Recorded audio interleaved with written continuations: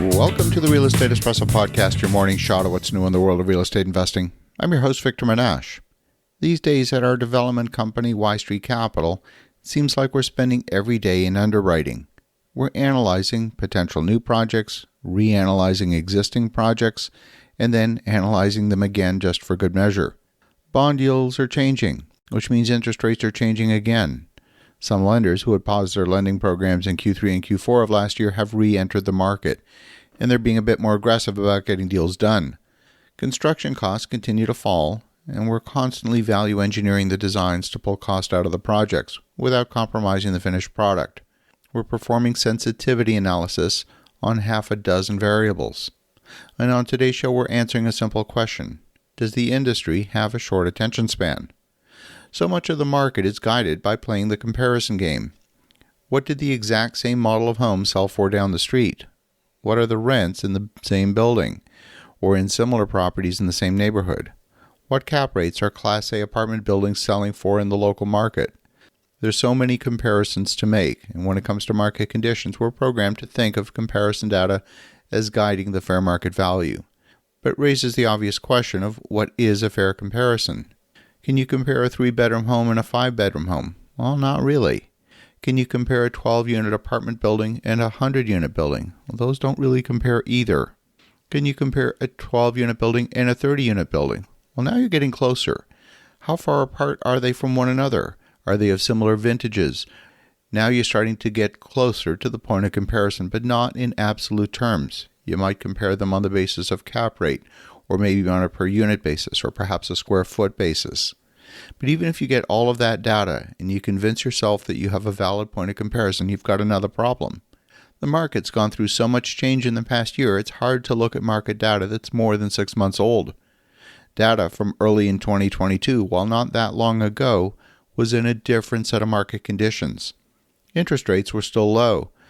We were still in the tail end of the pandemic, or so it seemed. We were in a different world. It seems a lifetime ago. In 2008, you could not use any of the market comp data from 2007. In fact, those who bought in 2007 at the peak of the market clearly saw the foolishness of those times. And 2021 and the first half of 2022 are starting to feel a lot like 2007 to me, at least in terms of a market inflection point. I'm not saying we're about to experience a repeat of 2008, but there's at least that one similarity. You can't use market data that's more than a few months old in any meaningful comparison. There's been so little transaction volume in the past few months that it's hard to find any relevant data. And it seems as if the industry is flying blind for the moment. The old data is not useful, and there's not enough new data to be useful. It feels like we have no data. If we consider the pandemic was an aberration, then does it help to look at pre-pandemic data? It might be tempting to look at early 2020 and 2019 data, but here too, so much has changed. The world is never going to go back to 2019. It's only going to go forward to 2024 and whatever that will be.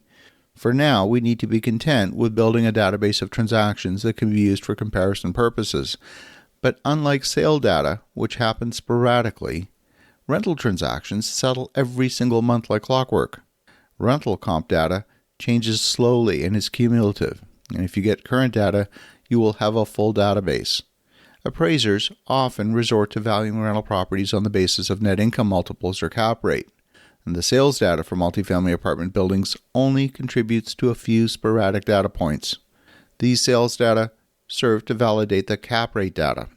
So while there will be a void of useful information relating to sales transactions, you can use the rental comp data to complete a thorough picture. It'll be current and it'll be rich.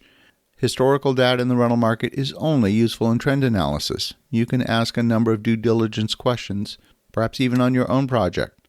Have rents remained stable in the area? How has vacancy trended over time? How has rent changed over time? If the vacancy changed dramatically, what was the reason? Was it a flood of new supply entering the market? What was the reason? And when you're talking to lenders, you got to make sure that you use data that is literally no older than 90 days old. When you're performing your analysis, you cannot use the sale cap rate for the purpose of discussing your project with a lender. You're going to need to get the cap rate assumptions that the lender will use in their model and plug those numbers into your model. If the interest rate is at 5.5%, there's no way the lender will accept a 4.5% cap rate as a meaningful cap rate for the purpose of lending.